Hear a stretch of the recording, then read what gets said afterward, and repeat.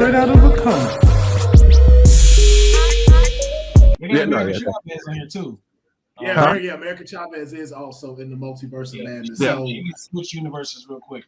Yeah, this is a sidebar. Who do y'all think, or should they recast Black Panther? So this is the theory how I felt with that and what they could do to where we could kind of still save face. Like, I don't think they should recast this Earth's Black Panther. What I think could happen is, and this is just me and what I've seen already. So like when everyone went back in Spider-Man No Way Home, you could play it to where everyone didn't go back. Or if it further gets down the line, people are starting to cross multiverses. You could have a version of Black Panther that ends up in our MCU in which his planet got destroyed. And that's how he ends up here. And then that could be the one that actually went to America, got the American education, then came back to Wakanda. Yeah, but then that also opens up Wakanda forever for us to learn something that we didn't get to really know about was the Chitauri and where the vibranium came from in Wakanda. They never covered that yet, which I hope they will cover in Wakanda. But that also ties now into Galactus and another reason why Reed Richards would show up. Now, I also do have one thing that's also out there throwing it and reaching. Hear me out. Hear me out. Hear me out. Ooh. Go ahead and bust that reach open. I think Angela Bassett is Storm. All right. Okay. Now, I think Angela Bassett is Storm. Okay. I think the story you already talking about already happened. Wait, please, Will, let me interrupt you respectfully, AF. Respectfully. Okay, Will. Now you know that I truly consider you a friend. I love you, Will Pharaoh. I've known you for many years. Okay, you know this. You might not know what I'm about to say, but I will say, Geek said I still think you're on a narcotic. However, Will, that is the greatest statement I've ever heard because I looked at her in part one and I said, this is interesting. Yes, I seen them dreads. I was like, yo, that might be Storm. His father was a Panther first. Yeah. And they were supposed to be married. Why wouldn't that be T'Challa's mom in this universe? And if you look at it, the picture we always see with Storm and Black Panther is the exact fit his father wore in the first Black Panther. Oh, I didn't catch that one. Okay. Right. So now again, too, what could have happened as well is we also got Nick Fury, we got Shield. Who's to say she wasn't sent there, had her name changed to protect her? And she's been rocking there this whole time, which again, another way of layers to show that mutants have already been there this entire time. And that means Charles Xavier is somewhere around here along with Magneto. I don't like this, man. That's how you fix stuff. That's how you be like, yeah, we've been here the whole time. We haven't had any incidents at all. We haven't used our powers in the past 20 years. I hate that. But no. Remember, all of this stuff we don't know about. Same thing with like Captain Marvel. Like we didn't know that Ben happened. I didn't like the fact that that's what they got Avengers the whole time. She was an whole but they also had that incident none of us knew about. Like we never knew. Like that's how he knew Captain Marvel. Right. So that's how all of these incidents have happened and stuff like that. But when you look at and this is why I'm going along with that theory. Who's to say that all the mutants are the same age, right? So if you got Storms by her ability, she could be old AF or whatever. However, that doesn't change the fact that you could have, and that still makes sense for whenever we meet Wolverine, because you know Wolverine lives to what 320 or something like that. And the crazy thing about that, just to add to you, so you can keep going. Yeah. We're now in the year 2025. That's the same year Logan is happening. Old Man Logan is happening at the exact same time we're in the MCU right now. But that's Fox's universe. And the only reason I'm not going to give them, I'll give that acknowledgement, but it's definitely in a different universe because for this to make sense for the Marvel universe and then bringing in the mutants, I'm still cool with Sir Patrick Stewart playing Professor X. I'm still great with Ian McKellen playing Magneto. But at the same time, I loved both of the young boys as Magneto and Professor X. Michael Fassbender and James McAvoy. And McAvoy. Like, I love their performances. So if we can, to be honest, guys, honest truth, if we could bring all four of them into some sort of story for the Multiverse of Madness, to introduce mutants, I'm down with. Yeah. I'm not mad at showing original Wolverine, but I know he's not going to continue doing the role. Yeah. I would love to see him in like Deadpool as a cameo. Yeah. And that be about it. I would love to see a new Wolverine. I mean, they already cast the Wolverine I wanted as Venom, but you know, like I would love to see. Man, I don't You care think he what could have nobody killed says. it? Tom Hardy is the comic book standard Wolverine. Okay. Wolverine's like 4'3". Yeah, he's the exact match for him. Like, I want the like rabid Wolverine, like the bone claws. Like, yo, when you added metal to him, that's when it really became Weapon X. Yeah. Like, I want that version, but we already got him as Venom. So I look forward to see who they might cast as him. But I do have a question though that ties in with this. Now that we've seen Kang the Conqueror, is Reed Richards gonna be black? Because Kang is Reed's great-great-grandson. So does that mean someone in the Fantastic Four is black? Well, I mean, is Kang the Conqueror really black though? Because remember, he just takes on different forms. Right. So I mean, He black. He black. Yeah, I know, but I'm just saying, is he considered a human? You know, he's human. No, in the story, he's human. His actual name is Ned Richardson. He is I know that. I'm talking about the King that we've seen on camera right now. Even though we know it's Jonathan Majors and everything like that, is that character right now, as established, considered a human? So it's like he can still be a seed, you know, variants. Yeah. With a council of Kangs that, you know, they can all kind of come together. You know how they have a whole bunch of Lokis, different colors, different versions of Kangs. And we've already seen two. So we've already seen the old version of him, and then when Loki went off, you saw the Conqueror as a statue and stuff like that. So it is established that, and then also too, he told the story when he was a scientist. Yeah. So technically, I guess he would be, but like you said, we never know if he's human. And then another thing that CT said, now that I started noticing, was you about to drop the ball. Mutants don't age that much.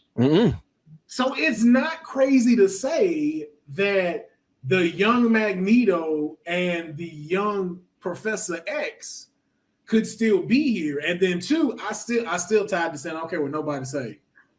That Scarlet Witch is Magneto's daughter. I'm letting y'all know that now. That is Magneto's kid. Why? Because if you remember, go watch X-Men Apocalypse. And again, if you tie it in, do y'all remember where his base was? Yeah, he kept saying he said, you know my mom and my dad? Oh, not just that part. So you remember when they went over when Dark Phoenix went to go talk to him, and he had that whole base in that little haven. That was Sokovia.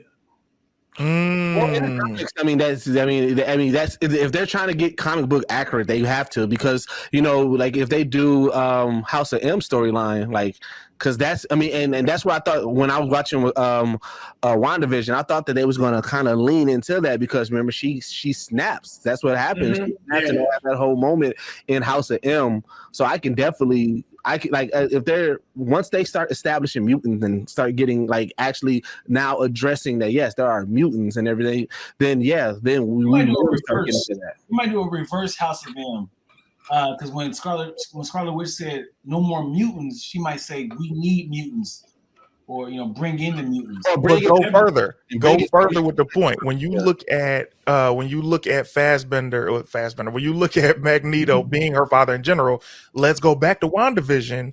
All right, and this is a testament to Kevin Feige.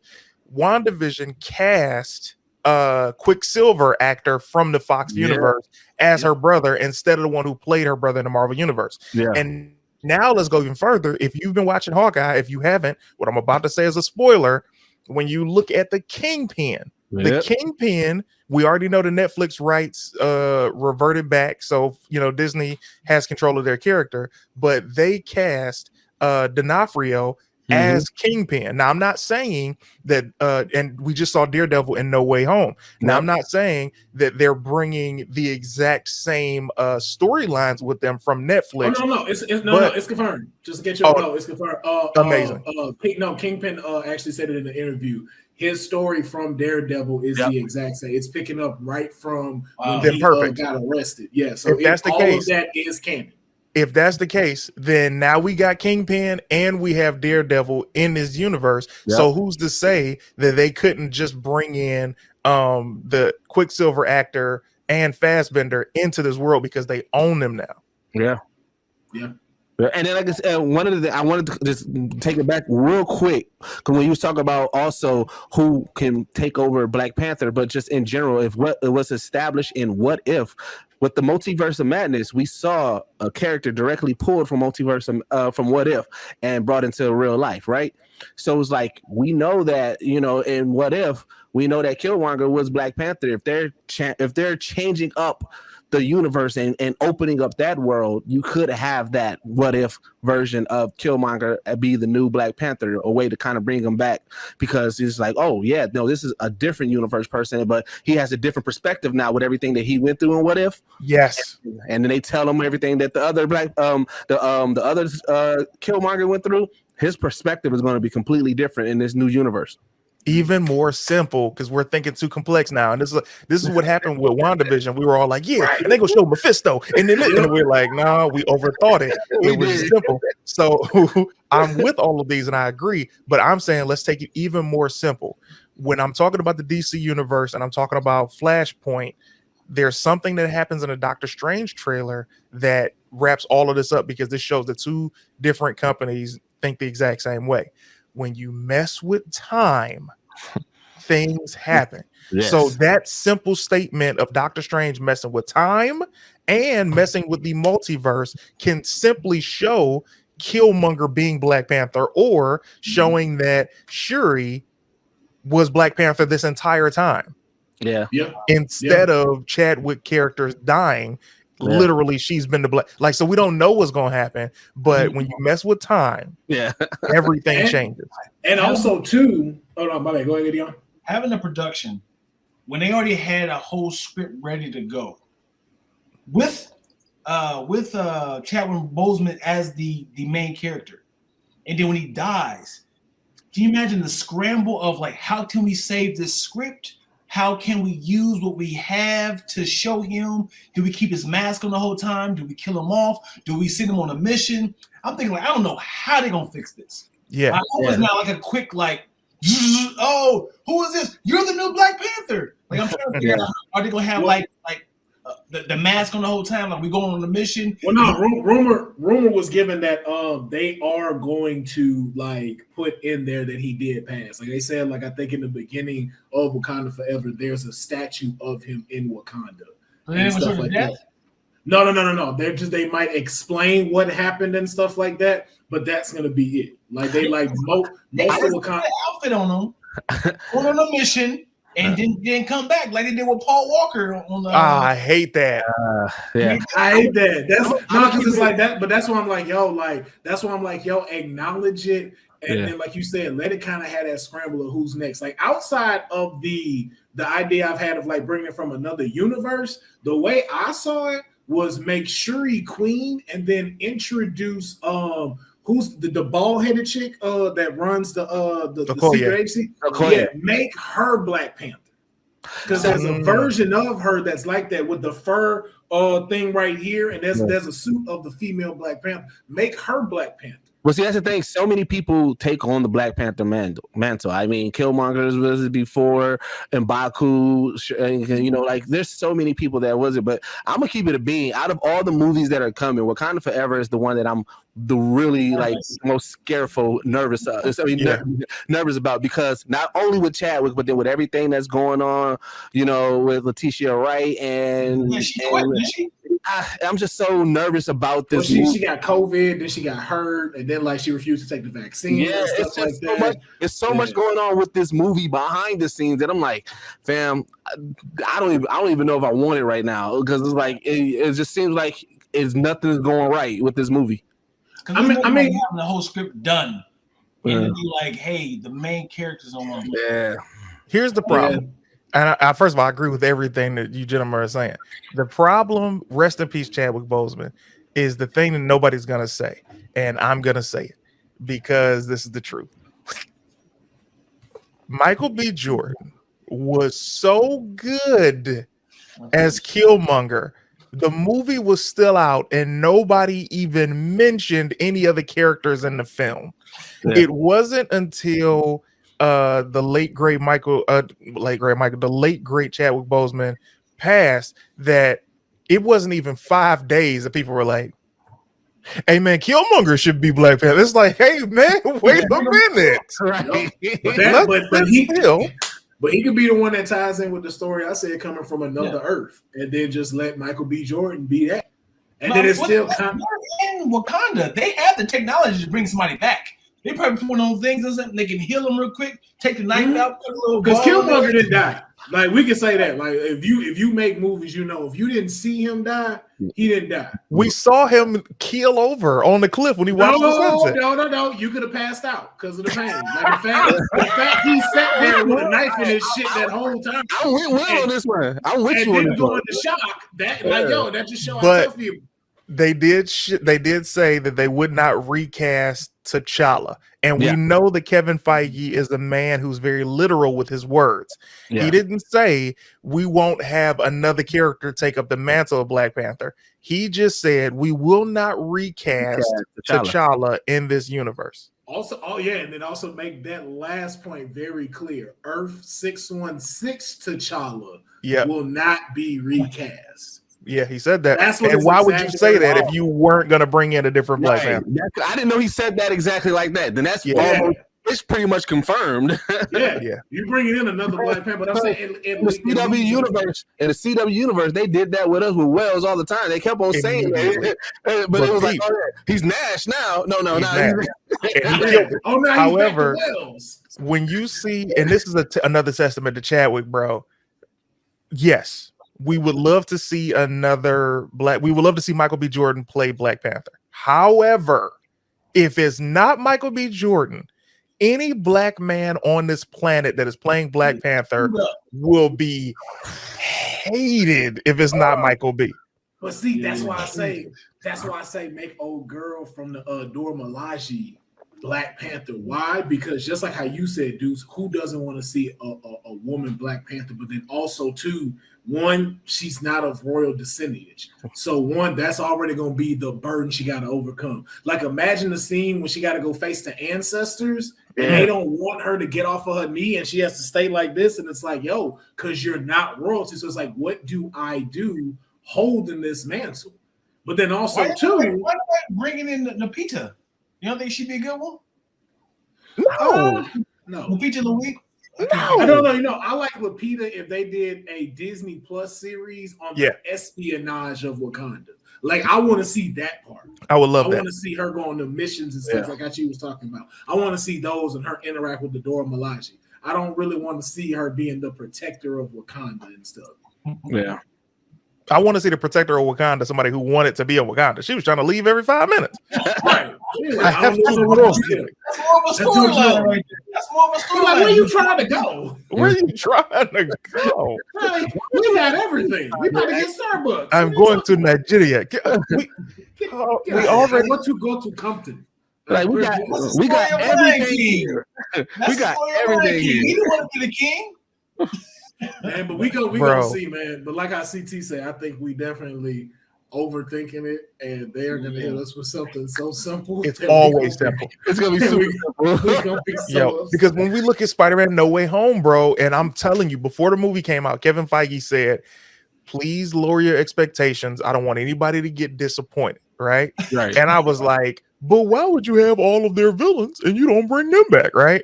And then you watch the movie. What's the simplest way that they went? Doctor Strange was casting a spell for Peter. Peter was Peter too much, which while we on the subject before I finish that part, I hate the fact that they call it the Peter Tingle and never once called it the Spidey sense because that's hilarious. Come on, fam. And it was so funny though. And then he converted Toby and then he was like, y'all got the tingle? He's like, yeah, we got the tingle. Yeah, we got the tingle. I was like, oh, come on. What? But so all of that, he was doing his Peter thing as being a teenage boy and ruined the spell. And that's what brought everybody here when we all thought it was going to be something else. Yeah. So it's like Kevin Feige is a simple but genius man.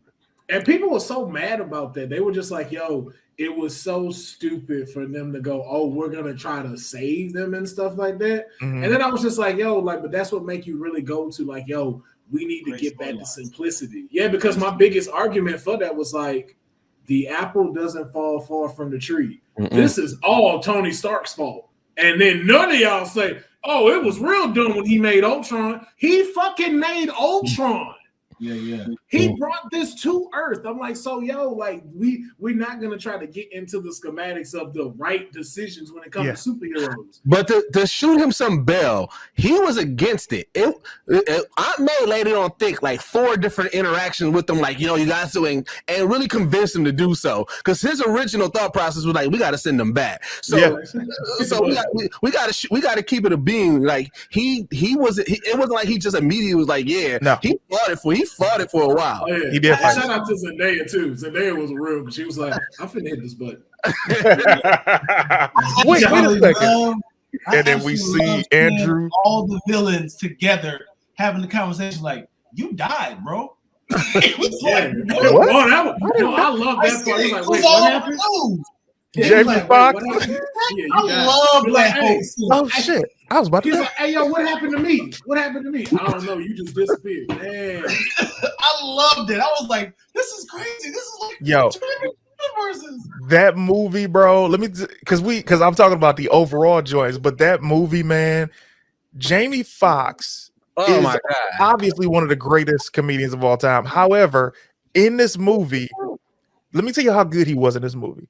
I ignored the fact that he was a completely different character than the Amazing Spider-Man 2. He was that good. No comb over. That was the only loophole, though. He's the only one that did not know who Spider-Man was. They never revealed his face to him. That was the only loophole in that whole movie. Well, he knew who Andrew was because they told him. No. But at the moment that he was pulled, he was pulled, he didn't. But I do like the fact that he even the go to like Jamie's comedic timing and just how he's written. Like, I love the fact that even the interaction, he said, man, you know what I'm saying? You help a lot of people in the hood, man. I thought you was gonna be black. You know what I'm saying? And I also love the fact that just like black folks, once you get into a better situation, you like, I ain't trying to go back to that old situation. He was like, I got my own. He was like, I came up. I don't want to go back. This how good he was in this movie. Did nobody question how the hell he got his body back? Nobody. Like, how did you materialize skin? Yeah. Ain't nothing gonna mention that I'm butt ass naked. At all. We was like, yo, hey, I'm cool. I don't care. When he did this, and this is to go to your point, Dion, where you said that was the only loophole. I'll give you half of that because in The Amazing Spider-Man 2, I can accept that Harry may have told him that this is who Spider-Man is. However, he would have never without Harry telling him that, he wouldn't have shown up to Earth, on this universe. But at the same time, for him to have that conversation saying, I always thought you would be black, doesn't make sense if you knew who I was to get to this universe. Right. So I'll give you that. I think that's where I came in incorrect, because I think Jamie really just recognized the suit. Yeah, I think that's what really what it was like. Well, and I think he was the point of really correcting that of like, you're not Peter Parker, because Doc Ock didn't catch that. It's like, if you just came back, and I think that was one of the biggest mess ups. It's like, if you just got here, you weren't fighting him dressed like that. No. So that's obviously not him. You've never fought him dressed like that. So why would you think that's your Peter Parker? And this is the only one that had different suits. Yeah. Jamie is the one that really kind of kept that 100. Like, I don't know who you are, but I can definitely recognize Spider-Man eyes. And yours move. Yeah. So I know you ain't the one I'll be messing with. I know it. That movie was so good. Jamie Foxx came in, he had the black suit on inside out. He had his suit inside out because of the green screen. So he was totally different. He's like the Night Monkey from Far From Home. The Night Monkey got an upgrade. But y'all did mention something, and I know a majority of you have said y'all predictions. So I do have 2 more myself, and one does time with Dion. But it is something that you had mentioned, CT, when it came to Kingpin, and that's something that I did want to bring up, and that is talking about the reinsurgence of the Netflix MCU. Man, I just went back and rewatched all of this, and I don't care what nobody says. Hold on, all of them. Even I this. Nope, I was gonna say that. I'm gonna have to disagree. This is all I'm gonna say. For Iron Fist, you should have got rid of season 1 and started season 2 with season 1. That would have kept everybody interested. But instead, you gave too much fluff and don't nobody care. Yeah. But the fact that, like you said, we got Kingpin now running around like we seen in Hawkeye, and like we saw Daredevil in Spider-Man No Way Home. But what I just could not get over that whole time and thinking, I'm like, yo, the Punisher is running around somewhere in Hell's Kitchen right now. Yeah. And so now I'm just like, yo, my fingers crossed. Yeah. I need Blade, Daredevil, Kingpin, Spider-Man, and the Punisher in some kind of series or some kind of cameo together. You know who you didn't say? Luke Cage, Jessica Jones. I'm getting to that. I'm getting to that. I was getting them. Stay there. Come on. Luke Cage. You know Luke Cage gonna have a black moment with War Machine. You know he's gonna have that moment with Don Cheeto. Well, I'm trying to figure out like how you would tie, because he's technically a bad guy now. Because it's like, yo, remember how they left him? He's running the club now and stuff like that. So it's like, I don't know where you pick up with him now for season 3. Like even like with Jessica Jones, like both of them are kind of just like, you can throw them into the mix. Like Daredevil, Punisher, y'all got stories that y'all can keep going off of. Unless you decide to have the 3 of them be the heroes for hire, and you start to do the ladies of the fist, which is with Jessica Wick, and then the lady that was missing her arm. So it's like that; those 3 kind of need each other. But Punisher, Daredevil, no. But isn't Jessica Jones still a PI? Like, isn't she still operating her PI service as well? She is, but I just want to see her get knocked down by Luke Cage and have a kid, like in the comic book. I'm ready for that. How much crime is happening in New York that they don't even acknowledge them in the universe? So it's like, it's whatever. Spider-Man is like, let's solve these banks. There are so many superheroes in New York that it's like, my thought was always, if I'm a superhero, why don't I just go down to Florida? Everybody's in New York. Right. It's too right. Well, but then it's like, if all the crime is happening here, I don't want to go to Florida and there's no crime, then I can't really do anything. I got these powers for nothing. It's like, but how you gonna compete with Iron Man if you're the? But the Punisher, though, the Punisher was the only series out of all of those. I'm sorry, Daredevil and the Punisher stories were the only 2 that never had a lull. That you were never like, oh my god, this is trash. Like the Punisher got better with season 2. Daredevil got better every season. And when I saw the introduction of the Punisher on Daredevil, I was like, oh my god. Luke Cage season 1 until that final 2 episodes, I was like, this is great. And then they had to bring in his brother with that bullshit ass costume. Then season 2, it was basically the Jamaican season. And I was like, I love Jamaicans, but I don't think that they were like this season. Nah, but I was like, I love Bushmaster, but I was like, I don't like this story. It started off strong with Bushmaster, and then it was just kind of the story just kind of. But like I said, Jessica Jones gave us one of the best Marvel villains, and Kilgrave is up here, and villains. Kilgrave was so good, so good. That was season 1. That was season 1. Season 2, like she didn't have 2 more. Well, I mean, when they started trying to they gave her friend, what was that her sister friend? Tigers. Tigers, is her name. Yeah, I didn't like her story arc. I didn't like the story. I didn't like the mom story arc. I was like, what is this Habitat for Humanity shit going on? Why is this going on? Is what I was thinking, bro. It was like, then the Defenders. What'd you say, Dion? You know what Disney Plus is doing though? What? When they do seasons, that's essentially 3 movies of the Marvel. They're getting you familiar with them really, really fast. So it's like Hawkeye proved that. Yeah, Hawkeye did that because they were supposed to have a Hawkeye movie. They was like, show. Yeah, here's the show. Here's why, bro. When we talk about this, and this is my biggest gripe when it comes to a ball that was fumbled by Feige. And the Feige is the GOAT when it comes to giving fan service, right? I wish DC had a Feige. We almost did, but they got rid of him. Yeah. Now, when I'm looking at Marvel Universe and I'm looking at Feige was dead wrong to not give Hawkeye and Black Widow movies the 2 weekest before the one? Avengers came out. Yeah. Because Yeah. listen, bro, when you look at the Hawkeye show, you're basically looking at the introduction for the new Avengers, and you're looking at a man who's on one last leg. We never got a chance to see Hawkeye in his prime. When we saw Black Widow, I'm like, you can't get 2 more movies out of this shit. She dead. What are you doing? But you know, too, they messed up because of the pandemic hitting and because of how Disney did it.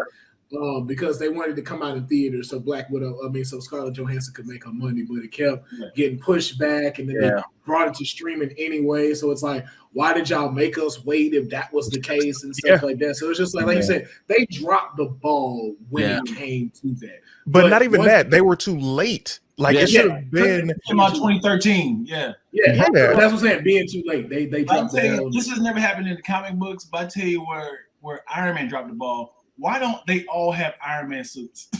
Like just a different version, like a Black Widow Iron Man suit that she can still do the same things, but like protected. Or Iron Man, like Hawkeye has like an Iron Man suit, so he can get shot, but like that. Like I just thought about that. Like why you can make time traveling quantum realm suits. Protect but your friends, man. You couldn't make them a nano suit to protect all of them, and they he had to do it, man. He had a battery that was killing his heart. Like, he got rid of that. That white privilege helped that. He made a whole new element. No, I'm just saying all the stuff that he had to deal with. He was trying to protect the world. He was trying, like he had a lot that he was dealing with. He had time to make everybody suits, man. In Tony Stark's defense, Tony Stark offered to make everybody suits, and they each rejected him. Because if you go back to the Avengers film, when he came across everybody, he was telling them things that would improve what they have. And they were all like, And he was like, all right. And, he offered it. Cap really shot that down with the whole, take that away from you. What are you? So we definitely know he wasn't finna go in armor and stuff like that. No. But at the same time, good. Thor and Hawk did good, but Black Widow... y'all need some Mach 4s. Human people, like y'all need something. Y'all human. Some iron knee pads or something. Some iron knee pads. What the fact you think about it, Black Widow, like if you had some Iron Man tech, you probably would have survived that fall. Too dark. Can you trick that? You can't trick the Red Skull. Like you're not. Can you trick them? You're not getting it. That's true. You're not getting the soul stone. I see you. But that's why I love, and I hate to keep going back to this, but it's a work of art. It's like seeing Spider-Man stripped of all of that tech, because I think this movie, and whether anybody says it or not, we now respect Tom Holland Spider-Man. We always liked him because it's like, oh, he's the one who gets to play in the Marvel sandbox, right? But that movie stripped him of all his friends, all these suits, all of these things that make his superhero job easier. Now it's all on you. And that's why we liked it, because from the very beginning, he never had to stand on his own. He had Iron Man.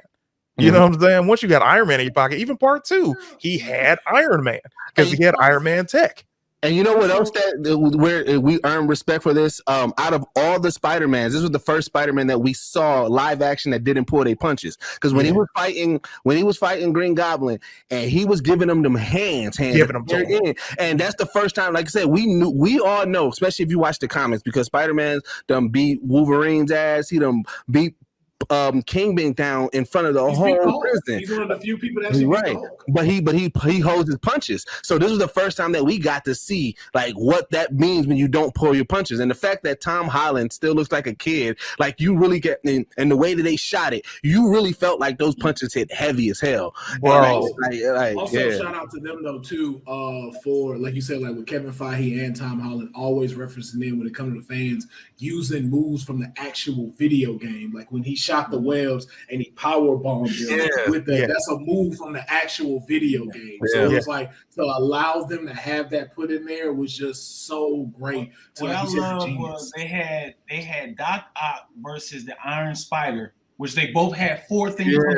Yes, like we got some competition. I was like, that was the best. When they took his tech from him, it was like to fight each other. I was like, this is dope. Not only took his tech, Will gave it back. Yes. gave it back. Now, Willem Dafoe, mad respect to him because he did all his own stunts. Yes, and that spear through the ground. Yes. It felt like he watched a ton of WrestleMania and he was like, all right, bet I'm about to do all these moves. Because when he was getting punched in the face and he would look back with a smile, that was from the memes that we would always see from Willem Dafoe. And then Tobey Maguire looking at him. Nobody didn't peep when they were saying Peter, and then he was like, "You should go." That was the Spider-Man meme when they were not good enough. Oh yeah, when they point. Oh no, we caught it. We caught it when they were in the last thing. No, I wish they had their mask on. That's what I wanted. Yeah. I would have loved for them to do that. That would have been great. I would have even mind like an Easter egg at the end. They were kind of still there, and they go to the movies, and all of them show up in suits. But you know what? Like you said, Feige's the man with fan service, because even with them saying, "No, man, you're amazing," or them freaking out about, "Oh, I love that combo, bro." He's like, "Can we stop?" Because everybody said he was the worst one. I love it. Bro, and just how he kept going to let him sink in. He was like, "Can we just stop for a second?" No, thank you. I need amazing. No. Can you say it? He's like, "Are you Spider-Man 2?" He's like, "You Spider-Man 2 or 3?" He's like, Spider-Man 3. Right, I guess I'm the third best thing. All right, I guess. And then them freaking out about the web shooter. Like I just want to make that part was amazing too. So he was like, "I don't really want to talk about it. I feel like you're making fun of me." He was like, "I don't really is that the only place it comes out?" He was like, "Yeah, we can't do that. So we can't." I don't know. It was amazing, and it's like, and that's where I'm saying they fixed everything, they addressed everything, and they gave the fans a hug with that movie, bro. That was Avengers, Infinity War, Endgame. It was like, we're gonna tie all this together. And by any chance, there's a Sony and a Disney breakup, both of them were good. Exactly. They ever crossover again. Mm-hmm. Literally, everybody in the MCU don't remember Spider-Man no more. And now the Sony versus is set up to go with Morbius and was it Craven? Not Craven. What's his name? Craven. Yeah. They can build. But we don't know what's going to happen with Morbius as far as which Spider-Man is going to show up, because we saw Oscorp in one, the Tobey Maguire suit in another clip, and we saw Michael Keaton's Vulture. So it's like, which Spider-Man is going to show up, because Oscorp doesn't exist on Tom Holland's universe. Yeah. And he also used the Venom line. So Venom is known here. So then that means he's not. So now which one is he in? Because exactly. And then Amazing Spider-Man never got introduced to that. So that never got introduced to Venom. So it crosses out Tom's, but again, Venom's not introduced into Tom Holland's either. So but it goes back to what I was saying: is the Spider-Verse separate from the multiverse? Because if so, then then any one of them still can pop up into it, because they have awareness of the multiverse and everything that just happened within the past. Like, them the only ones. Because think about it this way: in this new Spider-Man that they have now, everybody don't know who Peter is. So in order for us to even have some type of relationship of, man, somebody I can go through this with, why not lean heavy more into the triple Spider-Mans? Like, they may not all have to be on screen, but now we can be like, oh yeah, you know what? I know what's going on. I know everybody else don't, but I know that there's two other Spider-Mans for sure that know what's like. That can be their glue that keeps them together, because they already been talking about, like, okay, we may actually still get an Amazing Spider-Man 3. Like, they started talking that some of these, like, now, like, Andrew Garfield may get a second shot, and then, like you said, we may see old man Peter with Toby. So it's like, if they build upon that relationship, that whole Spider-Verse and everything, that's what keeps them linked to still knowing what's going on, where the whole world don't know. And that's how you can still, like, okay, anybody can still be in this universe. Any one of these Spider-Mans can. Well, Sony will do a good job, hopefully, by keeping consultation with Kevin Feige, because I mean, honest to God, because Kevin Feige fixed all their mistakes. And when Amy Pascal, she the. I'm not saying no names. I'm just gonna say, as a company, Sony. So when you look at the Spider-Verse in general, you got Tom, you got Andrew, and the reason Andrew, this is why I'm happy for Andrew. All this talk wouldn't have started if this boy didn't get hot on his own, in spite of Spider-Man. Because before this movie, I mean, before his last movie that just got him a Golden Globe, congratulations, Andrew Garfield, and him heating up, he was cold in their eyes. Like he was doing box office films that weren't really, delivering. So nobody was really talking about him. Now all of his stuff is hit at the same time. Yeah. And now Sony's like, well, maybe we can do another Spider-Man because he's making money. And the fact that you were the breakout character of that movie. He broke out. Just because of the fact it was like, yo, like, you were the worst Spider-Man in their eyes. Like I'm on the other side of the fence. I love this franchise. I love it. Yeah, but it's like, he's not the greatest one to everybody else. So it's like for you to come in, not only to be the breakout character, for them to the other Spider-Man to recognize you as the amazing Spider-Man, but then also to the fact of throwing in lines for you, like the whole thing of like, I love you. The reason why it was so dope, it was improv. Yeah, that was not scripted. He just threw that out there. That's why they were like, thank you. Thank you. And it was just I don't like Spider-Man would say. Don't you dare tell me thank you if I'm fucking tell you I love you. That's number one. I thought that when he said it in the movie. He was like, I love you guys. They were like, thank you. I was like, thank you. I thought that too. But I wouldn't have ran with him. I'm like, hold up. They also gave him a redemption moment because they allowed him to save this world's Mary J. Yeah. And so did y'all peep how when Tobey Maguire came into the shot, he had the same outfit on as the Spider-Verse guy. It was similar. You just about to catch something. I'm actually like, are they gonna cross those over? I think what Sony's gonna do, Sony may give us that in the Into the Spider-Verse 2.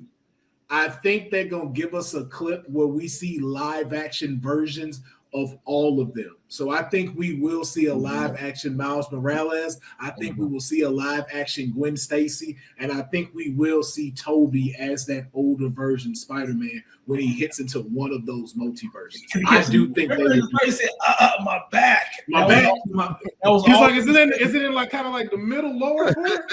Like, yeah, man, I got that too.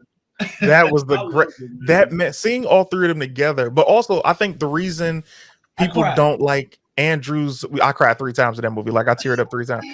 Andrew, although I love Spider-Man 2, like the Amazing Spider-Man 2, part 1 was but the reason is because when you look at Andrew, he's the one who doesn't need spider powers. Like he's handsome, he's got the big hair, he was cool, he was so funny. Yeah. You know what I'm saying? To be honest, his ass off. And to be honest with you, like a lot of people don't want to give him his credit, but it's like, yo, he's the glue that gave us these pieces to Tom Holland Spider-Man, because Toby is responsible for the cinematic version of us being able to see him in real life. Sam Raimi bringing that to live action, great.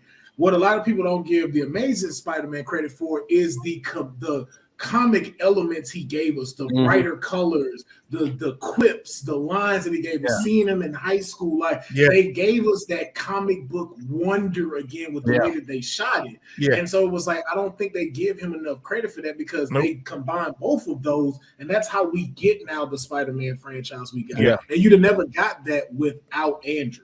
And it wasn't Andrew's fault that he wasn't in the Marvel universe by the time they made the deal. It's like he deserved a part 3, and it was like, oh no, we're gonna just start from scratch. And it's like, it's like, also, to keep it a bean, if you think about the Spider-Man Deadpool relationship, Andrew Garfield Spider-Man will be the better fit for Ryan Reynolds Deadpool. Like I can't see Tom Holland having those quips back and forth for those awkward relationship moments that they have in the comics. I can't see him and Ryan Reynolds having that, but I can definitely see Andrew Garfield and Ryan Reynolds going back and forth with their, with the comedic timing and just having those moments and those awkwardness. I think that is a better fit for that if they ever do that.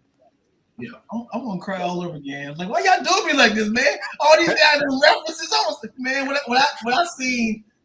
I seen he's like Peter and he came running up. I was like, I know that Peter. I know that Spider. Tell about that. I was like, he better not take off his goddamn mask. Yo, when I saw the eyes and they first opened it, I was like, eyes. Yo, that's not Peter. All over again, man. And this is the first time I've ever like in a theater's been there and wish I'd have went at night at like the 7 p.m. showing, because I went earlier and stuff. I don't like to be in the movie theater with a lot of people, but I wish I would have did it when everyone was there, because No one was hype as I was when he popped through there. I Oh, was you like, tripping. My theater was and everybody looking at me like, what's wrong? Like, how are y'all not excited about this? And they didn't know what was happening. I'm like, that ain't Spider-Man. That ain't him. And then he popped it off. I'm like, that was the greatest. First of all, all, Will, I'm gonna tell you, you missed an opportunity. You should have gave yourself single camera for that reaction that you just gave. But bro, when my theater was hype. I saw it twice. The first time I saw it at 3 p.m. and the movie theater was packed. We were like the first day. So if it opened on the 16th, if it opened on the 17th, we were on the 16th, like that. Man, everybody went crazy when Andrew came on screen. Then everybody was like, no way, when we saw Toby. Exactly. And it was just crazy. And then let me go back. When Willem Dafoe delivered that line, we erupted because we knew he was there to steal the show. When he sat back, it was like, I'm something of a scientist myself. We've like, did your theater get loud when Matt Murdock showed up too? Because my theater, bro, of course, that's my the only theater top went I think crazy. That's a whole different universe because that's Marvel Netflix. We was like, this is the first. But the second time that I went, theater did not get hyped for any of those moments. And I want to get hyped again because the last time that I was at a theater that got that hype, it was Endgame when you heard On Your Left and they were coming through the portals. That was the last, like the crowd. It was the same equivalent, and that's why I was like, I love this Spider-Man so much because I like think about all the superhero movies that we went through. Like, there's only few moments that get everybody hyped. There was like there's pivotal moments when everybody got snapped. The theater was silent. And people didn't know what the hell happened. When Endgame, when he said On Your Left and the portal started happening, or when you saw the hammer lift up, like, you know what I'm saying? There were moments that the crowd erupted and went crazy. And then I gotta disagree with that though. We know, I don't care whose theater, I guarantee everybody's theater reacted like mine. Because you gotta remember, and this was my point saying with Hawkeye and saying with Scarlet Witch and Black Widow having their TV shows instead of movies when they were supposed to happen, that crowds didn't care about these characters, right? Loki we cared about because we saw him be the villain in all these movies and he's so charismatic and he went on to do these big movies outside of Marvel and people just love him. So they made him an anti-hero in Thor Ragnarok, and it's like, oh, I like this guy. I want him to get his own show. With Hawkeye, it was like, all right, it's overdue. Let's watch. So when you see Falcon and Winter Soldier, that becomes Captain America and Winter Soldier. By the end of this series, we were like, all right, cool. This was done well. However, in Endgame, when he said On Your Left, did nobody say shit in that theater. You understand me? But they did get hype when Black Panther came through that portal. I didn't hear On Your Left. I heard, when we were hyped On Your Left, but when Black Panther came, we got louder. Exactly. No one cared. It was just like, okay. Exactly. It was just like, all right. And then it's like, all right. And then they open up and you like, and it's the same thing too, though. And I hate to say it. It was like and I feel like I don't want to shit on them for it, but it was like, yo, y'all still did the introduction of Captain America dirty because even his intro wasn't epic. It was like you flew into a regular building with all the lights off and it's a red lit light. And that's how I see your outfit for the first time. Trash. You could have done I'm sorry, Marvin. Everything else, you could have done a way better job in allowing us to see the first Black Captain America in his suit. But that's just me. But then, and I agree with you 100%. But then let's talk about that series because I think that was the first one, right? That was the first series because that was before Loki. Wanda and WandaVision was first. Okay, so Yeah. Falcon and Winter Soldier was supposed to be first, and when you look at Falcon and Winter Soldier, that villain, the girl with the red hair and the freckles, she wasn't a strong enough villain for them to face. Can I put a pin in it? I don't let you finish. They had to reverse those orders because that series was about a worldwide virus, so they had to redact a whole bunch of stuff. So you will see a lot of the shots over the shoulder, and they had to do like a lot of ADR to fix stuff. Got it. That was the worst of the series for me. Okay. Yeah, because it just didn't come together, and that was the thing. That because it was like y'all kept hitting at magic and all of this stuff like that. I'm just like, so what's really happening? And then it's like Agent 13 is now a bad guy. I'm just like, why is she back? I was just like, that little if thing, the white Captain America ain't here, why she here? That was for him. it was wasted.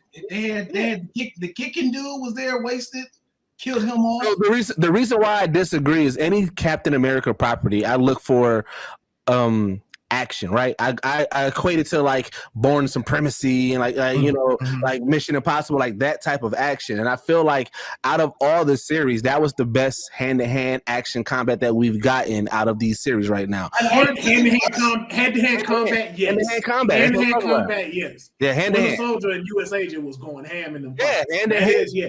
Hand-to-hand. But I will say that before Shang-Chi. And then that's the thing too. No, I'm talking shows. I'm shows it. But there's like plot holes that they left in there because aren't Agent 13 and Shang-Chi's sister in the same city?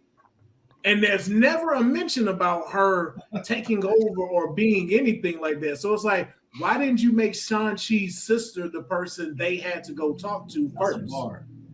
And then that way it's like, though.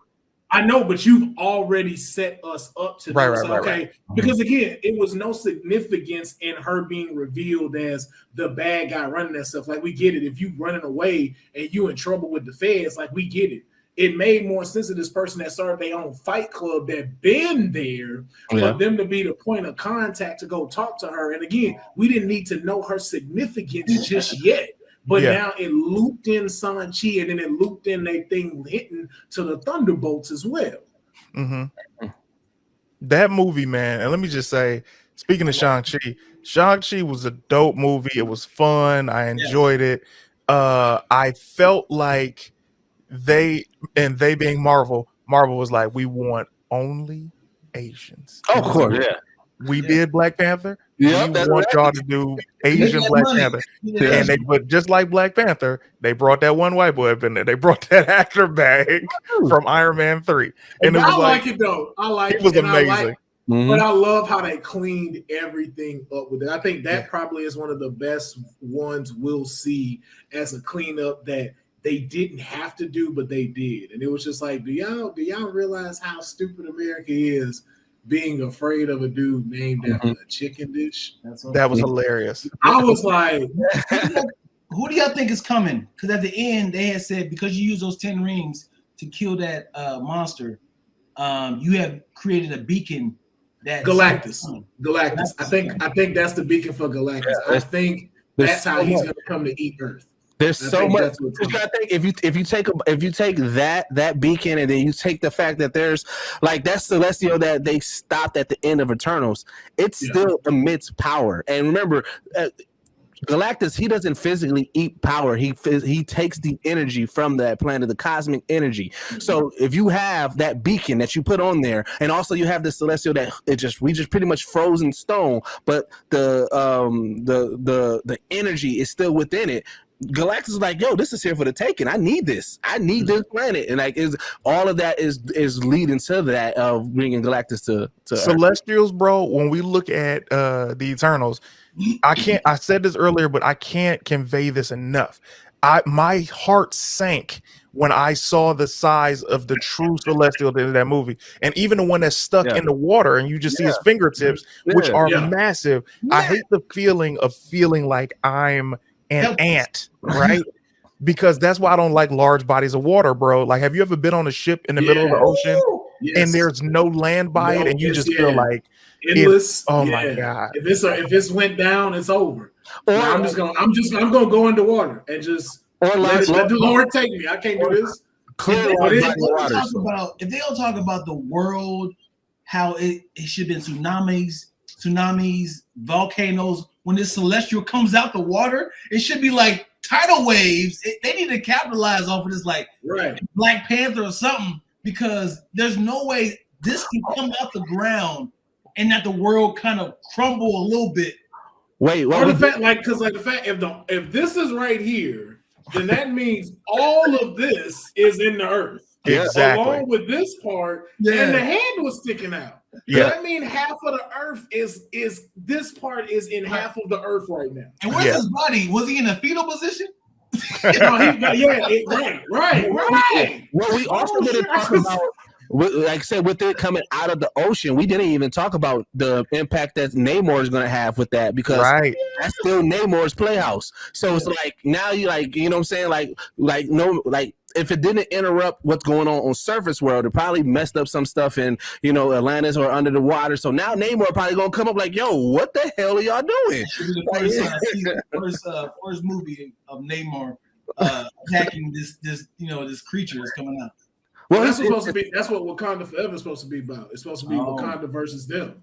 Namor is supposed to be the villain of Wakanda Forever, and so that's why it's like we're gonna see like what's gonna happen. But like how you said, Dion, there's a lot of like elements that they've left in here that can really be explained and stuff like that. Even to go back to like WandaVision's thing, that whole city in real life, you know, is still locked down by the FBI trying to investigate what the heck is happening. And the fact that Agatha Harkness is still there pumping out magical energy. As we know, that's an aura, just like celestial energy.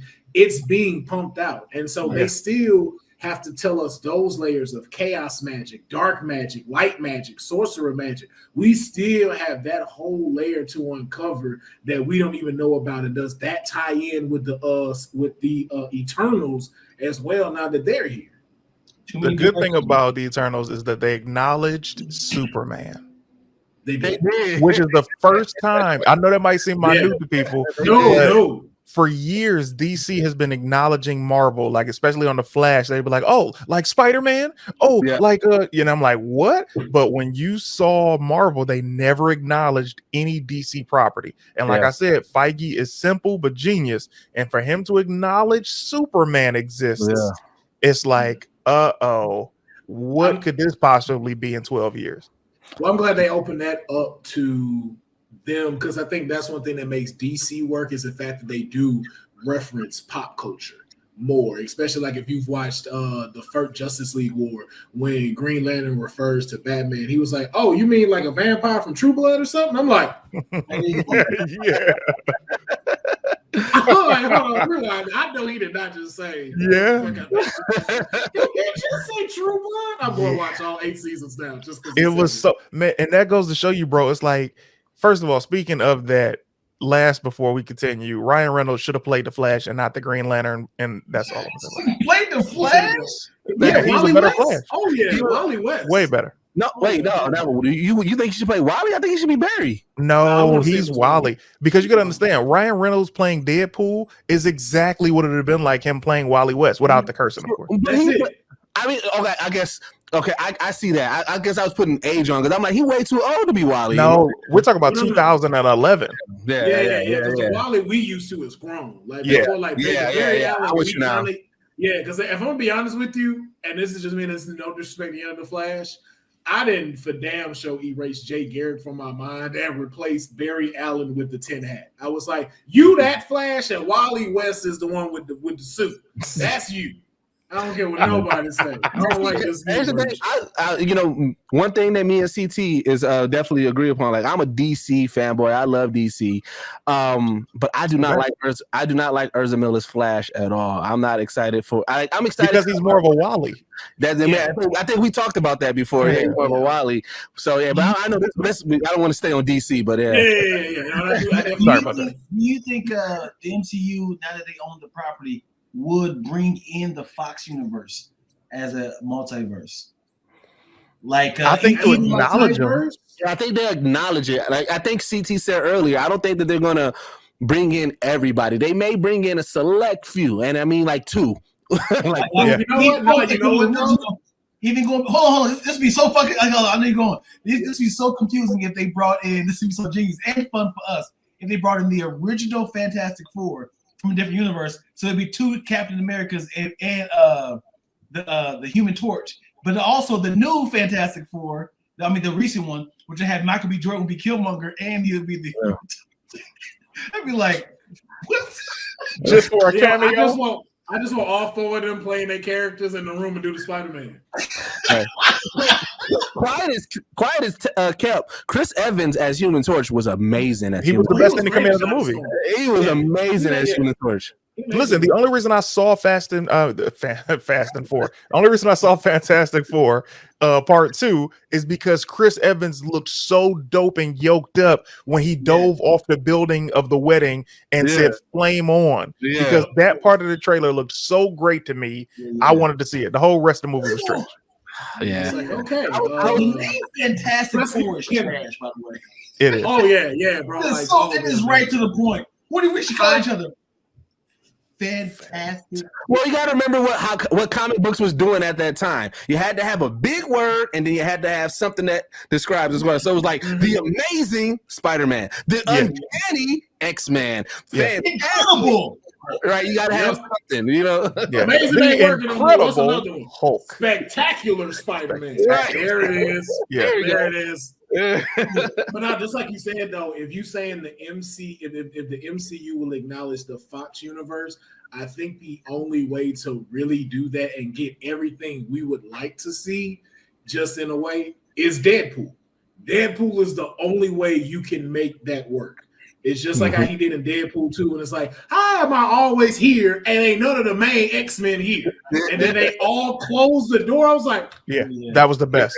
He could do that with all of them. The Logan, if we want to finally see Logan in the MCU, Deadpool. We want to see X-Men, Deadpool. Like you said, if the two, like I would love to see Deadpool in a counselor room, like I said, with Johnny Storm, Chris Evans, him as Captain America, and him as Green Lantern. Just so, how do you feel about your choices in life? That would be so funny. Because here's what I think would be funny as well. I was going to say, and CT and Dion, I'm going to lean on y'all for this because I know that y'all have experience with directing and putting together stuff. How many F-bombs can you drop before your movie becomes rated R? Like, isn't there like a limit or something like that? There is a limit. I feel like you only get one, but I've heard two. But I feel like you get one. Because on our podcast, they're we like, said, hey. Yeah, on our podcast, we always said that it should be like literally like Deadpool, like he acknowledged it. Like, look here, this movie's gonna be rated R. I'm gonna drop 2 F-bombs in this movie, and then like throughout the movie, it's like that ongoing joke. Like when he drops it, he's like, "That's one," and then can I get an F count? Yeah, that's two. Because of his character. Yeah, because of his character. Or they keep cutting them off and picking up with another word. Like, kiss my ass, no more questions, guys. Like, or then another get thrown off of there. He could be like, holy, you know what? I'm not going to use my last F one on this one. I'm going to save it. I'm going to save it for another 16. Yeah. But and then I just want to acknowledge the young Avengers. But you notice that they set up all the original Avengers, and now they have the new ones. They have you got She-Hulk, you got Miss Marvel, you got Kate Bishop, you got Wiccan and Speed. Yep. They got the Captain America. They got Patriot. Yep.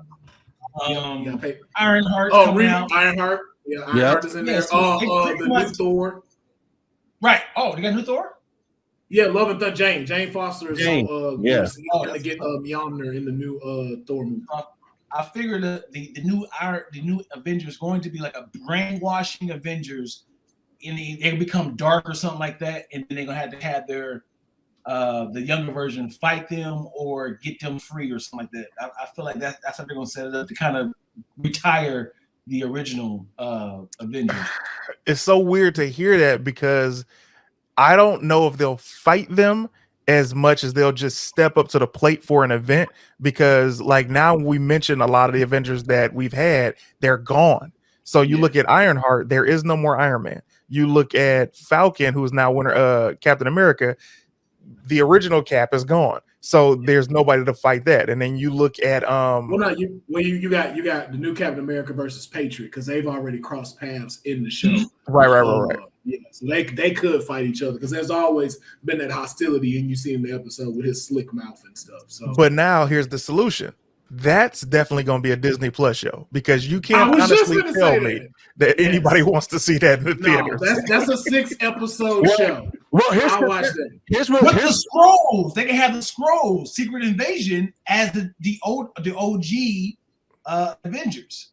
Right. I To be hear honest you. with you, y'all finna hate this. That's gonna be Secret Wars. Right. That's gonna be the Secret Wars show. Because think about it. If you know the Secret Wars movie, Yeah. you've already made it to where that can't happen. But Yeah. here's where I think the Young Avengers, their first actual mission is going to be them versus the Dark Avengers. Because remember, we already established that Val is creating something. And usually she creates the Dark Avengers, like in general. So she's recruiting. So I believe that first thing is going to be a team up, because it's like, where does the Dark Avengers play into everything? They're not going to be the big bad. So how do you address this group of superpowered individuals, but who have nefarious acts that they're going to be doing? You get the Young Avengers to fight them, because all the other people are going to be fighting Galactus, Kang, and all this other stuff. So the Young Avengers, I think that'd be their first mission. Well, then that might be the Thunderbolts then, because that's what I thought Val might be setting up, because she's also working with. Oh yeah, you're right. Too. Yeah. So it might be Young Avengers versus the Thunderbolts. Because Yelena is also a Thunderbolt, and we've already seen the General in there as well, who is Red Hulk. Yeah. So and a U.S. agent. So it might, like we said, but all of that still is a Disney Plus series. No matter what. It is. And it's still a Disney Plus series. Man. So yeah, but I would like to see that though. Just to like, I think it may be a little bit too early for Young Avengers and stuff like that, but I think it would increase them, and it would also increase the Thunderbolts as well for us. Because like I said, like we've seen Thanos, we've seen Thor, like we went to space, we've seen Avengers assemble. So it's just like, yo, right. Young Avengers ain't gonna hit like that. No. Ain't no young. I'm sorry. I don't care if it's a Black Patriot. I don't care if him catching that hammer and be like Young Avengers assemble. Yeah. Song. It's like got this song. Bro, I don't want to see that shit in theaters. I barely want to watch that shit on Disney Plus. Like it's like, because all of these heroes, like perfect example. When I watched the Hawkeye show, Kate Bishop, what's her name? Her name is Haley Steinfeld. Haley, I was like, she's a cute girl, but I was watching one episode and give me the screen for this one, bro. I was watching one episode. Give me the screen for this one. I was so annoyed at one episode where she was talking to Yelena, and when she was talking to Yelena, she kept doing the something stinks face, like. And I'm like, she doesn't know any other expression to give us for this scene. I don't want to see this on big screen. I was like, I don't know what you're doing, because like it don't look like you confused. It looked like you said, something stink. Yeah, what stinks? Bitch, why you keep on making his face? That's so annoying. But I will say to Hawkeye though, one thing I did love was how they definitely beefed up Kingpin. Whoa! I loved how he put their hands on her and stuff. I love how they beefed that up. So I do look forward to that. I do also look forward to the Echo series, because I feel like Kingpin will show up in the Echo series as well, especially after her shooting him and stuff like that. So now, what's the Echo series? The chick. So Echo, I'm not sure how they're gonna do it, because Echo technically have powers too. Echo is supposed to be of Native American descent, and she has like a fire type of power and stuff like that. But she's also deaf and combat trained. That's Echo? Yeah, that's Echo. The deaf chick. That's got Echo. it. Yeah, so we know she's getting her own series. So we know Kingpin most likely will return in that one as well. So she gets her own series? Yeah, they announced it at the last Disney Plus stream. Kevin Feige giving everybody one, boy. Yeah, I mean, Riri is getting her own series. But you got to remember too. I think that right now we're in the age of now we're gonna truly get one off like comics. You gotta think about it with comic books. They always, when they relaunch a new, like when they redo the worlds, they do the new 52 or whatever, they front load heavy with the major players, and then they finally branch off and start giving you these one offs where like they're slightly tied in, but you can watch this without having to really tie it in. I think that's what Echo said. Like, we're gonna get these series where these people is like they're gonna have a good storyline, something good. It may may not be pivotal to the main storyline. It has some connection, but we're going to give you this storyline. And I think that's what they're doing. They're changing the platform of we're going to treat movies and TV series like actual comic books now, and we're going to give you this. Whereas like I said, it's loosely connected on certain ones. Certain ones are pivotal. Like we're going to have it where they're going to have the tree where it's like, okay,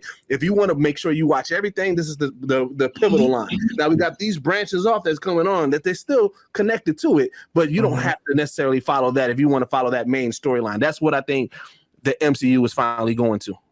But even hearing that doesn't that's not a smart business move. Like now let's go into the CT business hat, bro. Now, when you look at the movies that Marvel's released, you can take me out. I don't need to screen first. When you, I appreciate you. I don't need to screen first. I just needed to put a thank place. So when you look at the movies that they released, when they did Guardians was there. Hey, this is a branch, but if you guys love it, we'll bring it into the main story. And that's what they did. Now, when you look at Guardians, they made a mistake right there. And what that was is they introduced us to the Nova Corps, but they didn't give us the Nova Corps. And I'm like, bro, this is the movie I want to see. The Nova Corps. I've been waiting for Nova to show up for 10 years. And ever since Capcom versus Marvel. So, or Marvel versus Capcom. So with them doing these separate branch TV shows, they're gonna go down this hole where they become so niche that it's not gonna get the views that it deserves. So like Eternals didn't succeed superly because of that reason. Yes, but also too though, what it does for that is it's great because it gives us so many elements that boosts up these other ones for that. So kind of how, like I said, like with the Spider-Man thing and Andrew Garfield, it's the same thing for Guardians of the Galaxy. Even though it was not known, it wasn't anticipated to really make that much. It actually saved their franchise by putting it out because it saved Thor's franchise heavily because the second one was trash. But it was because of the fact that they were trying to shape the outer space and kind of this, Shakespearean type thing. It went to Guardians of the Galaxy. We saw what the universe looks like. Yeah. And then they adapted Thor into that universe, which made him 10 times better. So Thor Ragnarok started off just a work of art because nobody remembers Thor 2. However, you don't remember Guardians of the Galaxy 2 either because it was not good. It was not. First of all, the fact you didn't show Ego as a planet. I'm like, even when he blow up, y'all not gonna show him as a planet? Nope. But they got Mantis. You got Mantis. What'd you say? What I do hope Thor. We got Mantis. She was very important to try to brainwash Thanos. So that was a good little play. Sorry. But how is that not the whitest scene in Marvel history? Like, I would have just stopped fighting Thanos when he'd be like, hold on, my nigga. Word? We were that close? You couldn't hold off for 4 seconds. No, it's not even the hold off. This is what pisses me off about that moment. And this is what I talk about all the time. I said, you saw Iron Man blast him. You saw Hulk fight him. You saw all of this. And your resolution in this moment, because you heated, is the gun bottom? You thought that was going to really kill him, bro? You saw all these superpower individuals could not take out Thanos, but you think the butt of your gun is going to knock him out and kill him in this moment of rage. I was so pissed off. Fellas, I'd have been a class A asshole after that happened. I'd have gave Thanos the whole stone. Snap now. Can I also add that at this time, Doctor Strange already knew this was going to happen. Oh yeah. So he had to sit there and watch it like I know. Oh yeah, and the other stuff he had to be thinking about too, because I don't care what nobody say, and I don't know if everybody else caught this, but I know he low-key mad and got beef with Wong right now. Oh yeah. Because of the fact he ain't Sorcerer Supreme. Yep. And so, because if you notice, him and Wong ain't fucking with each other like that. They not. But I also why what happened to the point where Wong got to do scams in the Fight Club? Like him and Abomination got a whole scam going on. I'm like, you're Sorcerer Supreme. Why are you running this scam? Like, what is going on? But that's the thing where I think too, that's where the controversy is coming from, because I think Wong gets the bigger picture and is trying, like you said, if they are setting up Dark Avengers, it's setting up all those plays. Yeah. So you need a mystical force to fight, which you said, Dark Avengers, but he can also believe you need the Thunderbolts too, which is the folks who can go do these missions when Captain America's and them can't. They can't go to do these things because it might be too dangerous as far as public look.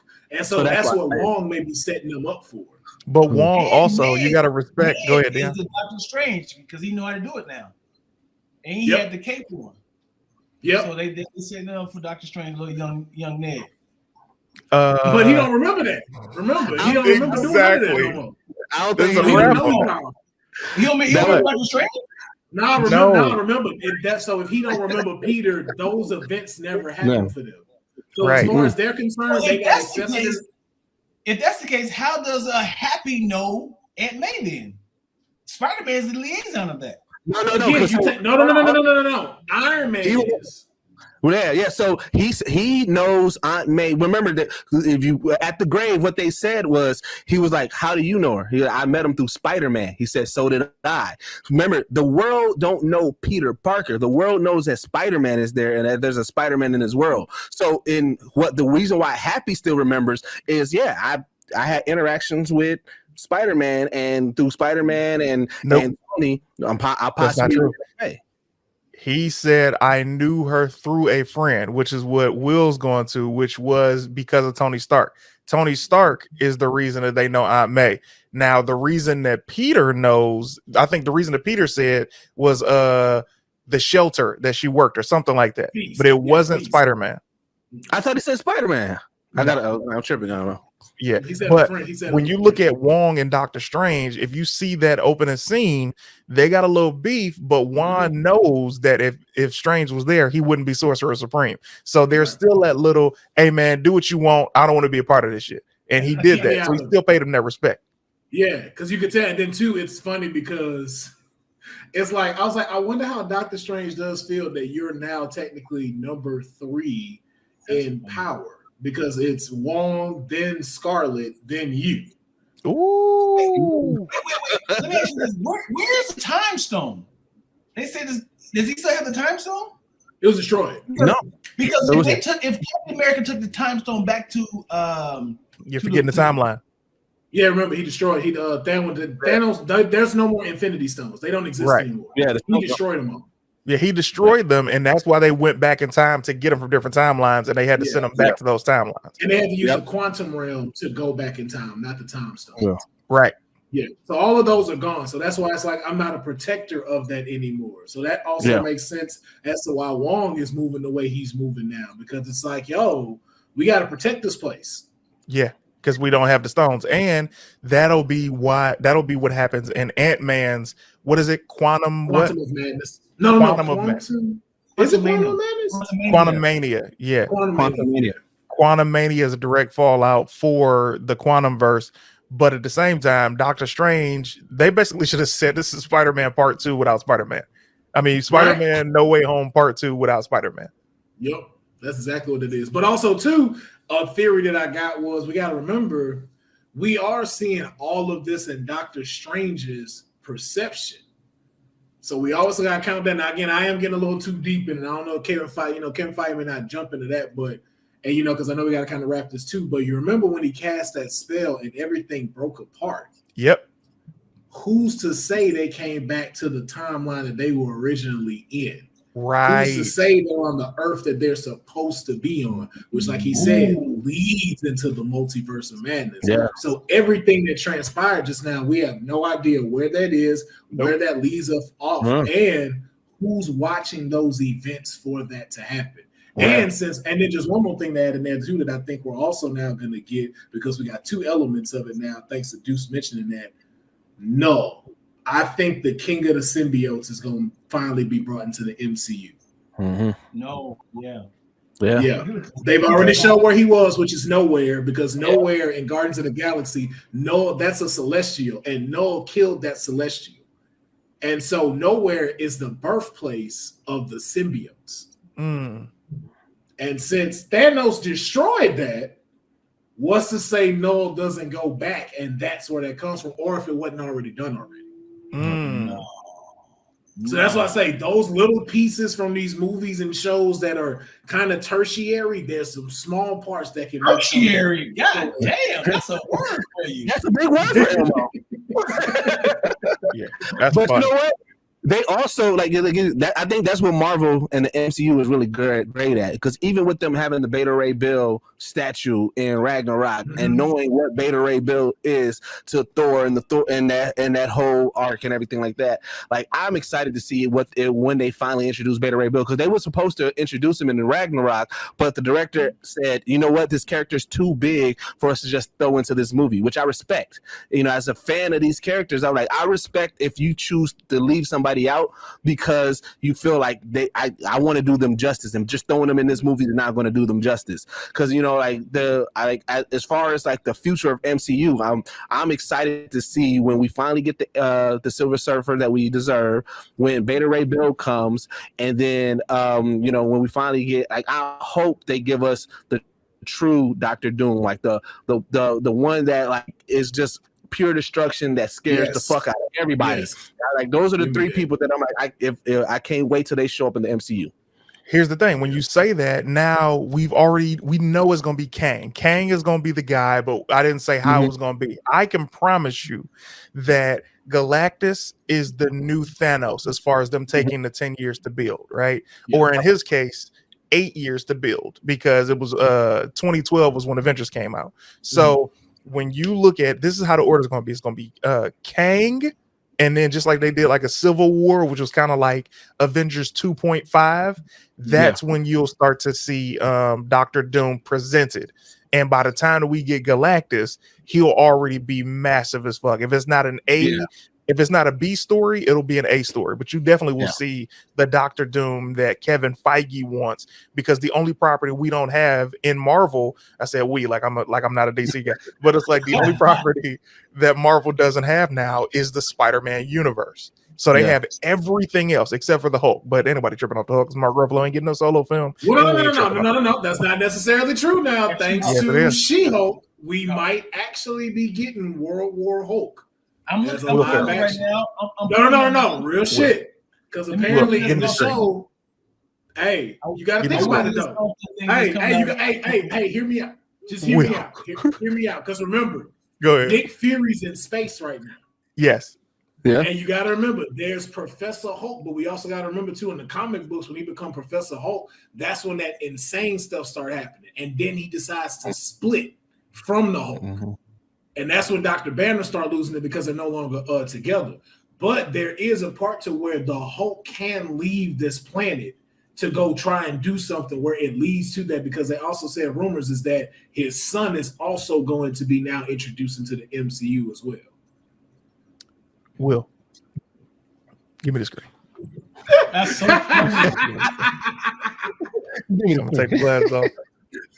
I hear all that, Will. However, I'm going to hit you with these facts, okay? Now, the universe has been, and by universe, I'm talking about the moviegoer universe, we have been very respectful, very loving of Mark Ruffalo and all of his portrayals of the Incredible Hulk. However, nobody wants to see Mark Ruffalo's Hulk be the lead of anything. Now, we still holding on for hope that Ed Norton will fix it with Kevin Feige and get another chance. However, when we see the She-Hulk series, you're going to see a TV version of the Incredible Hulk, not leading, but appearing, and we're cool with that, because by the time Endgame ended, that arm was mangled, and that brother's getting old. You know what I'm talking about? The character of the Hulk is getting old. But he's Professor Hulk though now. But that's the thing, like he's Professor Hulk, so all he got to do. No, he's not. Because remember at the end of Shang-Chi. Oh yeah, that's right. He changed back. So he changed back in Shang-Chi. You're right. He can control it now. Yeah. So they might have that old Hulk, Maestro. Remember when Maestro, when he finally separated and then he could control back to Banner when he had that old beard. So you're talking about the whole family, but then if we get that, then they gotta introduce Wolverine, because remember that's when Wolverine has his most vicious battles, when he's fighting the Hulk family and he's fighting old Hulk and like Maestro and everybody. Like that's the most vicious battle. Like then you really gotta introduce Wolverine, because we gotta get that. Yeah, but then Okay, also too now, but then you got to tie in Hawkeye, which is the lost eye with the missing arm now. So you got to tie that Hawkeye in too, because he's still the reason why they're not going to have the reason why they brought Bruce Banner back down, financial reasons, to have him in a whole series, because you know how expensive that is. They're like, we're gonna put all our money in her, because she can't come back out of that. She's seen forever. And if we being honest though, I don't think we're gonna see that till the end. I don't think we're gonna see her become full She-Hulk until the end. Budgets. But let me ask you this. When they showed, and I'm gonna have to YouTube this, when they showed Bruce Banner at the end of Shang-Chi, did they show him with the arm brace on? Yeah, he did have the arm brace on. Yeah, all right. That's like this. That goes to show you that the Hulk never recovers as far as they covered that up too. They said that he will be fully recovered in She-Hulk. So that was one of the things that they said that. His arm will be fully recovered. Because you got to think about when you see it in there, it's regrown and stuff like that. And what makes that possible is Avengers 2, that Asian chick with the generation. Remember when Hawkeye got shot and they added tissue to his side? Yeah. That's how he get his arm back. So if that's how he gets his arm back, then how does the Hulk get his? Because I asked that because the Incredible Hulk, first of all, also, Will Pharaoh, I play Avengers every single day on the PS5. So when you look at the Incredible Hulk's physiology is completely different than Bruce Banner's. So when you look at Bruce Banner, he's this super small guy that basically doesn't even share a body with this guy, but shares a body with this guy. And then he hulks out and becomes this massive being. So my question is how? How will this arm that was mangled on the Hulk that seemed to go down to Bruce Banner, have his arm healed, have the Hulk's arm healed? So the way I would think of it is, and I ain't gonna say the scientific, just thinking about it from a breakdown. Yeah. It's the way I've always seen it is the whole Bruce Banner is schizophrenic, so he has a split personality disorder, and Hulk is that other personality. What powers him is the gamma exposure that he had. So what happens is this body enlarges thanks to the gamma radiation, but it's only manipulating what's there.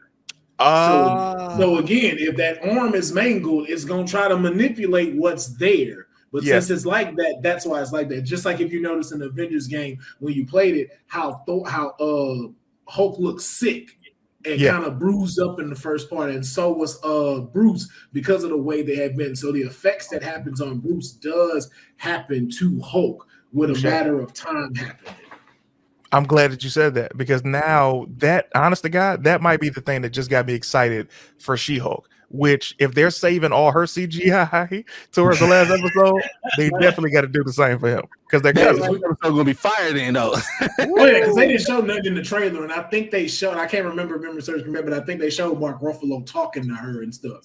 And besides, and it's just like, you kind of want to get, and then too, you also want to kind of get your money's worth for paying for this actress to be She-Hulk, because like you said, you won't see her no more. So she gonna start getting that Vin Diesel group money bag after that, because she can't turn back.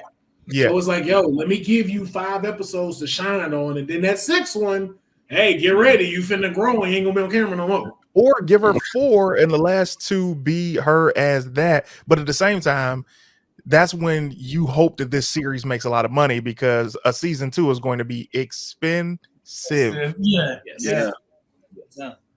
Which is why you may need to have Young Avengers and the rest of these. Which the thing is too, I don't think She-Hulk is gonna get a season 2.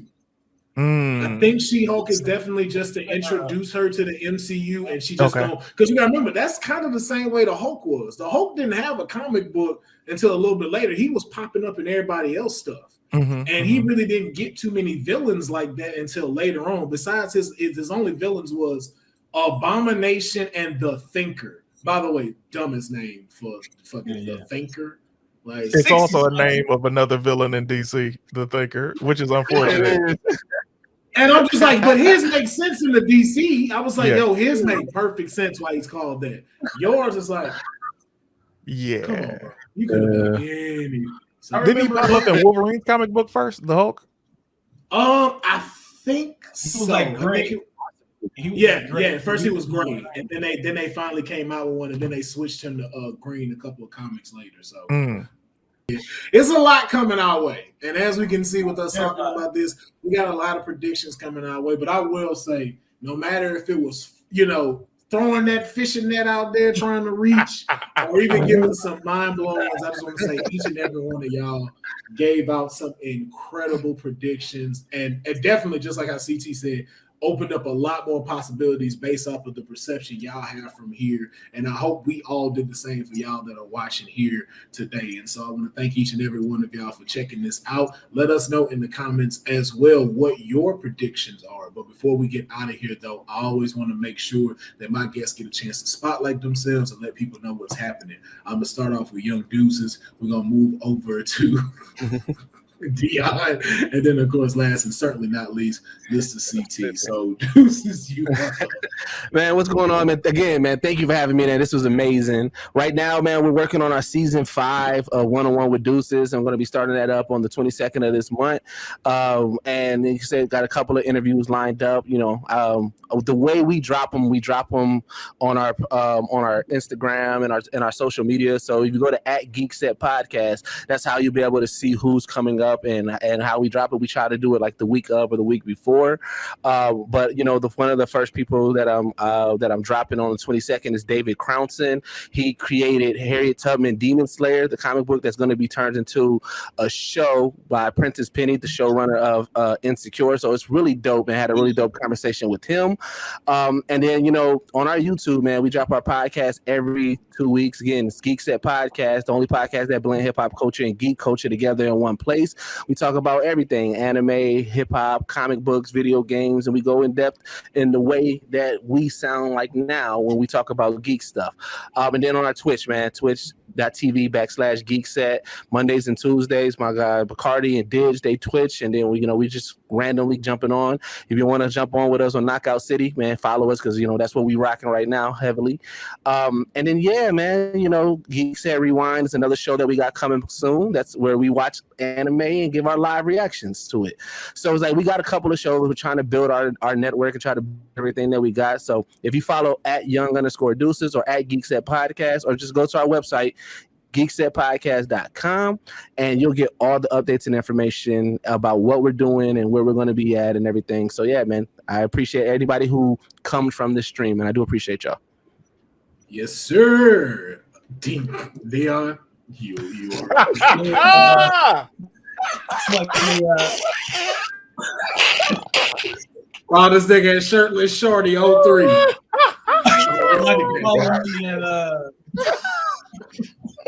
Shirtless shorty. Follow me at TIONLACK. You got high real quick, man. I'm sorry. I have a game show coming out very soon. That's it, man. Drink your water one time for the people. Drink your water, yeah. Bucket hat, no shirt on. I got money.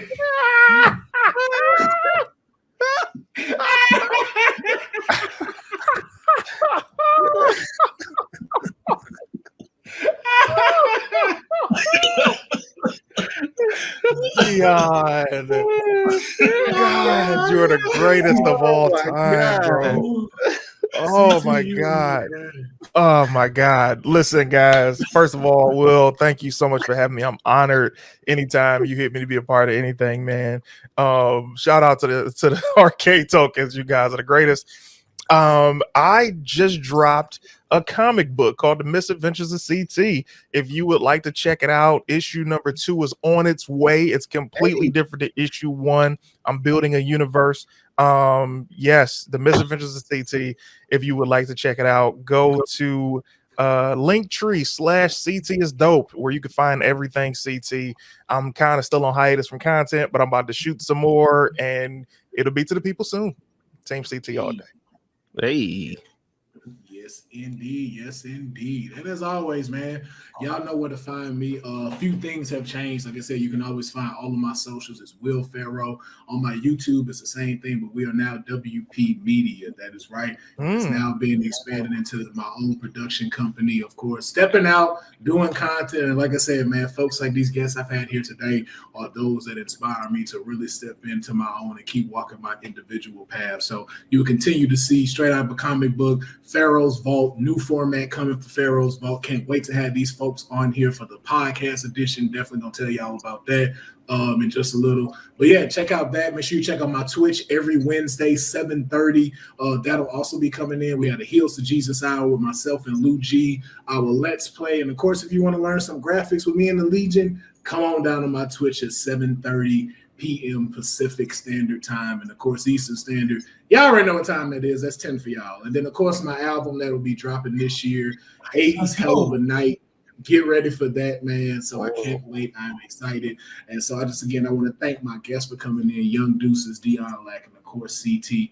It is always a pleasure to be with y'all. That's why this episode is almost 3 hours, because this is what happens when you got dope individuals talking about something they love. And I can't wait till we start talking about DC. So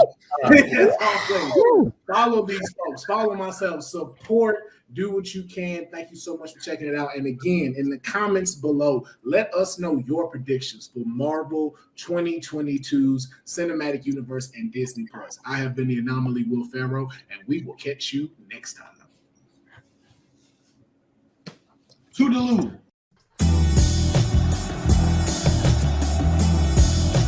Don't you wanna smoke?